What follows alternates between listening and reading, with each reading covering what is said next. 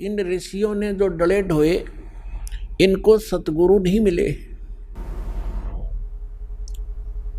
इन ऋषियों ने जो साधनाएं की, एक तो वेदों को आधार माना और वेदों को शब्द नहीं सके, क्योंकि परमेश्वर ने आकर स्वयं बताया है कि गुरु बिन काहू न पाया ज्ञान, जो थोथा बुस छड़े मूढ़ किसाना। गुरु बिन वेद पढ़े जो प्राणी, समझन सार रहे अज्ञानी। ये जितने भी ऋषि थे, इनको सतगुरु मिले नहीं। इन्होंने वेदों को सब पढ़ा, लेकिन ये सार नहीं समझ सके इस वेदों का, इसलिए आज तक ये अज्ञानी स्वयं रहे और अपने फॉलोअर को भी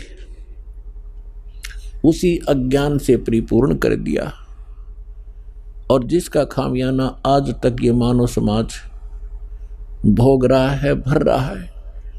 परमात्मा आए, उनको रिजेक्ट करवा दिया नकली ऋषि, महर्षि और मंडलेश्वरों ने, ये कहकर कि ये ज्ञानी है, अशिक्षित है, क्या जाने वेदों और ग्रंथों के गूढ़ रहस्यों को, संस्कृत आती नहीं। और वो संस्कृत के मास्टर कहलाते थे। पुण्यात्माओं, भाषा का जो योगदान है वो सीमित है। अब कोई संस्कृत भाषा जानता है तो इंग्लिश नहीं आती तो अविद्वान हो गया वो। और परमात्मा सर्व भाषाओं के ज्ञाता है। वो चींटी और जितने भी पशु पक्षियों की भाषा भी समझते हैं, मनुष्यों की तो भाषा बात छोड़ो। तो उन्होंने जो ज्ञान दिया था वो हमें स्वीकार्य नहीं होने दिया गया, और वही ज्ञान दया करके परमात्मा लिखवा गए अपनी प्यारी आत्मा धर्मदास जी से,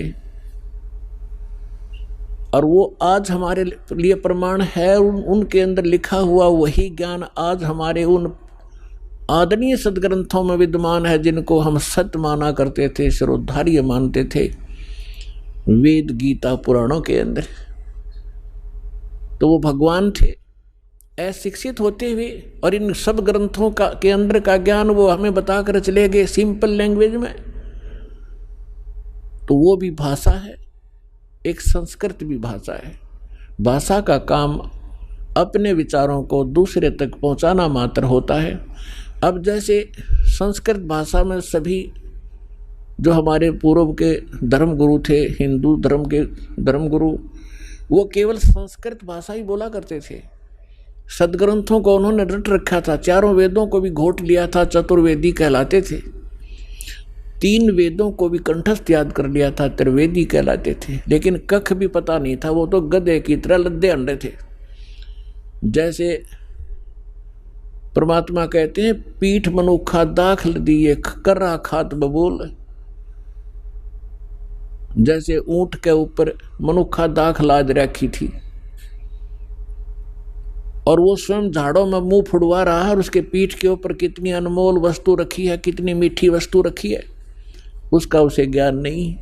इसी प्रकार हमारे जितने धर्मगुरु थे, इन सदग्रंथों को ये कंठस्थ याद कर लिया करते थे, लेकिन खाते थे झाड़ बोझड़े, यानी आन उपासना ही किया करते थे।